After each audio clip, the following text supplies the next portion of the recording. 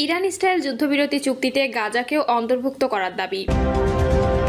নির্বাচনের সময় আইন শৃঙ্খলা পরিস্থিতি ভালো থাকবে বললেন স্বরাষ্ট্র উপদেষ্টা। এদিকে নেতানিয়াহু বিশ্বাসঘাতকতা করেছেন বললেন ট্রাম্প। আমাকে ধরে নিয়ে বুকে নিয়ে গুলি চালিয়ে দেন বললেন ইশরাক। বাংলাদেশের নতুন সরকারের সঙ্গে কাজ করতে অধীর আগ্রহী চীন বলছেন মির্জা ফখরুল। এবং সর্বশেষ জানাবো, অপরাধী যত বড়ই হোক জনতার বিচার সমর্থনযোগ্য নয় বললেন রিজভী। শুনছিলেন সংবাদ শিরোনাম, এবারে বিস্তারিত। ইরান ইসরায়েল যুদ্ধবিরতি চুক্তিতে গাজাকেও অন্তর্ভুক্ত করার দাবি। ইরান ইসরায়েল সংঘাতে যুদ্ধবিরতির ঘোষণাকে স্বাগত জানিয়েছে ফিলিস্তিনে রামাল্লা ভিত্তিক কর্তৃপক্ষ। সেই সঙ্গে গাজা উপত্যকায় চলমান ইসরায়েলি আগ্রাসন থামানোরও দাবি জানিয়েছেন তারা। এক বিবৃতিতে ফিলিস্তিনি প্রেসিডেন্ট মাহমুদ আব্বাসের দপ্তর জানায়, মার্কিন প্রেসিডেন্ট ডোনাল্ড ট্রাম্পের যুদ্ধবিরতি চুক্তির ঘোষণাকে আমরা স্বাগত জানাই।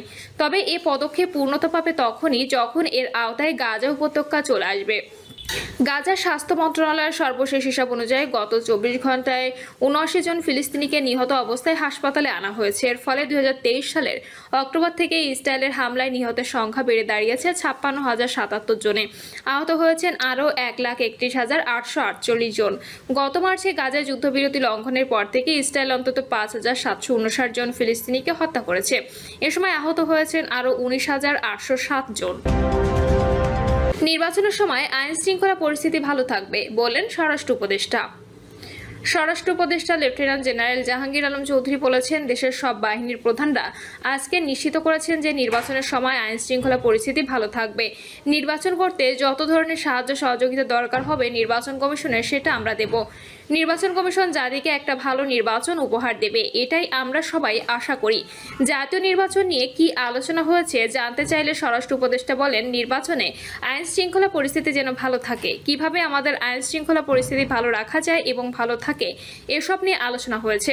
মোটামুটি সব বাহিনীর প্রধানরা উপস্থিত ছিলেন। তারা আজকে নিশ্চিত করেছেন যে নির্বাচনের সময় আইন শৃঙ্খলা পরিস্থিতি ভালো থাকবে। তিনি বলেন, নির্বাচনে আইন শৃঙ্খলা পরিস্থিতি ভালো থাকাটা শুধু বাহিনীর উপর নির্ভর করে না, যারা নির্বাচনে অংশ নেন তাদের উপরও কিছু নির্ভর করে, সেটা আপনারাও তাদের বলবেন। দিনের ভোর যখন রাতে হয় সেই সময়ও আইন শৃঙ্খলা বাহিনী ছিল, কিন্তু তারা কোনো পদক্ষেপ নেয়নি। এমন প্রশ্নের জবাবে উপদেষ্টা বলেন, সে সময় তো আপনারাও মাঠে ছিলেন, কোনো কিছু বলেননি। সামনে নির্বাচনে রাতে ভোট যেন না হয়, পুলিশ কি সেটা নিশ্চিত করবে? এমন প্রশ্নের জবাবে উপদেষ্টা বলেন, এটা শুধু পুলিশ নয়, অন্যান্য আইন শৃঙ্খলা বাহিনী সহ polling officer, returning officer, presiding officer এদেরও কিন্তু একটা ভূমিকা থাকে। তিনি বলেন, যেহেতু পুরো নির্বাচন নির্ভর করে নির্বাচন কমিশনের উপর, দেশের সব বাহিনী কিন্তু তখন তাদের আন্ডারে কাজ করে। নির্বাচন কমিশন জাতিকে একটা ভালো নির্বাচন উপহার দেবে, এটাই আমরা সবাই আশা করি। নির্বাচন করতে যত ধরনের সাহায্য সহযোগিতা দরকার হবে নির্বাচন কমিশনের সেটা আমরা দেব। নেতানিয়াহু বিশ্বাসঘাতকতা করেছেন বললেন ট্রাম্প। ইরানের উপর যুদ্ধবিরতির শর্ত ভেঙে ইসরায়েল যে হামলা চালিয়েছে তাতে চরম ক্ষুব্ধ প্রতিক্রিয়া ব্যক্ত করেছেন মার্কিন প্রেসিডেন্ট ডোনাল্ড ট্রাম্প। তিনি মনে করেন, এই চুক্তি লঙ্ঘনের মাধ্যমে ইসরায়েলের প্রধানমন্ত্রী বেনিয়ামিন নেতানিয়াহু তার সঙ্গে বিশ্বাসঘাতকতা করেছেন। কাতার ভিত্তিক সংবাদ মাধ্যম আল জাজিরা এর যুক্তরাষ্ট্র প্রতিনিধি ফিল ল্যাভেল এ তথ্য জানান। তিনি বলেন, ইউরোপ সফরের আগে ওয়াশিংটনে সাংবাদিকদের সঙ্গে কথা বলার সময় ট্রাম্পের বক্তব্যে ইসরায়েলকে ঘিরে তীব্র ক্ষোভ ফুটে উঠেছে। ফিল ল্যাভেলের ভাষায়, ট্রাম্প ইরান ও ইসরায়েল উভয়ের প্রতি ক্ষুব্ধ ছিলেন, কিন্তু স্পষ্ট বোঝা যাচ্ছিল সবচেয়ে বেশি ক্ষোভ ছিল ইসরায়েলের প্রতি। এমনকি তিনি নেতানিয়াহুর আচরণে প্রবল বিরক্তি প্রকাশ করেন এবং সেটা বিশ্বাসঘাতকতা বলেও আভাস দেন। ট্রাম্প সাংবাদিকদের বলেন, যুদ্ধবিরতির ঘোষণার কয়েক ঘন্টার মধ্যে উভয় পক্ষ চুক্তি ভেঙেছে, এটা হতাশাজনক, কিন্তু আমি ইসরায়েলের কাছ থেকে এমনটা আশা করিনি। তিনি জানান, যুদ্ধবিরতির বিষয়ে সম্মতি নিশ্চিত করতে তিনি নেতানিয়াহুর সঙ্গে টেলিফোনে কথা বলেন। এরপর ইরানকে রাজি করাতে কাতারের কূটনৈতিক সহায়তা নেওয়া হয়, কিন্তু এরপর ইসরায়েল হামলা চালায়। এর জবাবে ইরানও বিকেলে কাতার ও ইরাকে অবস্থিত মার্কিন সামরিক ঘাঁটি লক্ষ্য করে বিপ্লবী গার্ড বাহিনীর মাধ্যমে 13টি ক্ষেপণাস্ত্র ছোড়ে। এই হামলা পাল্টা হামলার কয়েক ঘন্টার মধ্যে যুদ্ধবিরতির ঘোষণা দেন প্রেসিডেন্ট ট্রাম্প। এরপর তিনি তার নিজস্ব সামাজিক যোগাযোগ মাধ্যম ট্রুথ সোশ্যালে তীব্র প্রতিক্রিয়া ব্যক্ত করে লেখেন, ইসরায়েল বোমা ফেলা একদম বন্ধ করুন। যদি আপনারা এটা বন্ধ না করেন তাহলে তা হবে যুদ্ধবিরতির গুরুতর লঙ্ঘন। এখনই এই মুহূর্তে নিজেদের পাইলটদের ফিরিয়ে আনুন। মার্কিন প্রেসিডেন্ট ট্রাম্পের এই মনোভাব ইসরায়েল মেট্রো যুক্তরাষ্ট্রের সম্পর্ক নিয়ে নতুন করে প্রশ্ন তুলেছে। বিশ্লেষকরা বলছেন, নেতানিয়াহুর এই আচরণে ট্রাম্পের রাজনৈতিক কৌশল বিঘ্নিত হয়েছে। কারণ তিনি যুদ্ধবিরতি মধ্যস্থতা করে নিজের কূটনৈতিক দক্ষতার একটি বার্তা দিতে চেয়েছিলেন, কিন্তু ইসরায়েলের আচরণ সেই উদ্যোগকেই প্রশ্নবিদ্ধ করেছে। এই অবস্থাকে রাজনৈতিক ও সামরিক বিশ্লেষকরা দেখছেন মধ্যপ্রাচ্যে মার্কিন নেতৃত্বাধীন কৌশলের জন্য একটি বড় ধাক্কা হিসেবে। সে সঙ্গে ইসরায়েলের অভ্যন্তরীণ রাজনীতি এবং নেতানিয়াহুর রাজনৈতিক অবস্থান নিয়েও নতুন করে সমালোচনা শুরু হয়েছে। আন্তর্জাতিক কূটনৈতিক পরিমণ্ডলে ট্রাম্পের এই ক্ষোভ এবং নেতানিয়াহুর ওপর বিশ্বাসভঙ্গের অভিযোগ এখন আলোচনার কেন্দ্রবিন্দুতে। পরিস্থিতি কূটনৈতিক সম্পর্ককে কতটা প্রভাবিত করবে তা সময়ই বলে দেবে। আমাকে ধরে নিয়ে বুকে নিয়ে গুলি চালিয়ে দিন, বললেন ইশরাক।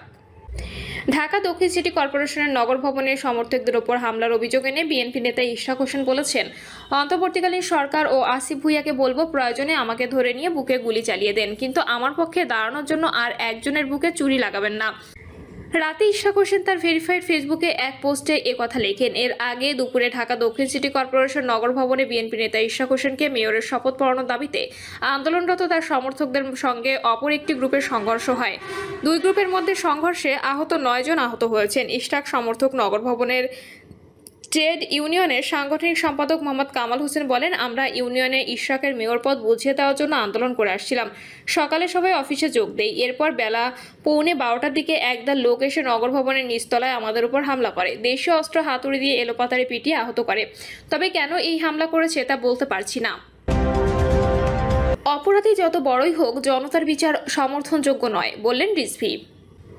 বিএনপি সিনিয়র যুগ্ম মহাসচিব অ্যাডভোকেট রুহুল কবির রিজভী বলেছেন, অপরাধী যত বড়ই হোক, মব জাস্টিস বা উচ্ছৃঙ্খল জনতার বিচার সমর্থনযোগ্য নয়। রিজভী বলেন, গত 3টি নির্বাচন ছিল শেখ হাসিনার একক নাটকীয় নির্বাচন। এসব নির্বাচনের সময়কার সব নির্বাচন কমিশনারই ফ্যাসিবাদের অংশ। তবে তারা যত বড় অপরাধী হোক, বিচার হবে আইনের মাধ্যমেই, মব জাস্টিসের মাধ্যমে নয়। মব জাস্টিস সমর্থনযোগ্য নয়। বিএনপির এই মুখপাত্র বলেন, আগামী জাতীয় নির্বাচনের আগে সরকারের সবচেয়ে গুরুত্বপূর্ণ দায়িত্ব হচ্ছে দেশের আইন শৃঙ্খলা পরিস্থিতি ঠিক করা এবং মব জাস্টিসের মতো অবৈধ কর্মকাণ্ড বন্ধ করা। মব জাস্টিসে দলের অভিযুক্তদের বিরুদ্ধে সাংগঠনিক ব্যবস্থা নেওয়া হবে বলেও জানান রিজভী। আদালতে পুলিশের উপস্থিতি কিভাবে আসামিরা হেনস্থার শিকার হন, এমন প্রশ্ন রাখেন তিনি। রিজভী আরও বলেন, ভোটারবিহীন নির্বাচনের জন্য সাবেক 3 সিইসি দায়ী থাকলেও আইনসম্মতভাবে তাদের অপরাধের বিচার চায় বিএনপি। বিএনপি সিনিয়র যুগ্ম মহাসচিব অভিযোগ করেন, দেশে আবারও করোনার ভয়াবহতা বাড়ছে, কিন্তু সরকার কোনো কার্যকর পদক্ষেপ নিচ্ছে না। একইভাবে ডেঙ্গু পরিস্থিতিও অবনতির দিকে যাচ্ছে। তিনি দ্রুত স্বাস্থ্য খাতে কার্যকর উদ্যোগ নেওয়ার জন্য সরকারের প্রতি আহ্বান জানান। বাংলাদেশের নতুন সরকারের সঙ্গে কাজ করতে অধীর আগ্রহী চীন, বলছেন মির্জা ফখরুল। বাংলাদেশের নতুন সরকারের সঙ্গে কাজ করতে চীন অধীর আগ্রহে অপেক্ষা করছে বলে জানিয়েছেন বিএনপি মহাসচিব মির্জা ফখরুল ইসলাম আলমগীর। ফখরুল বলেন, চীনের পক্ষ থেকে বাংলাদেশে একটি অবাধ ও সুষ্ঠু নির্বাচনের প্রত্যাশা করা হয়েছে। তারা নতুন সরকারের সঙ্গে কাজ করতে অধীর আগ্রহে অপেক্ষা করছে। বিএনপি মহাসচিব বলেন, বাংলাদেশে কৃষি, শিল্প, গার্মেন্টস, স্বাস্থ্য, অবকাঠামো উন্নয়নে চীনের সহায়তা অব্যাহত রাখা সহ বাণিজ্য অসমতা দূরীকরণে পদক্ষেপ গ্রহণ ও আধুনিক প্রযুক্তি কর্মদক্ষতা বৃদ্ধির বিষয়ে সহায়তা প্রদানের আহ্বান জানানো হয়েছে। প্রিয় দর্শক, এই ছিল এখনকার সর্বশেষ সংবাদ। আপডেট সব সংবাদ পেতে চ্যানেলটি সাবস্ক্রাইব করে বেল আইকনটি ক্লিক করে রাখুন।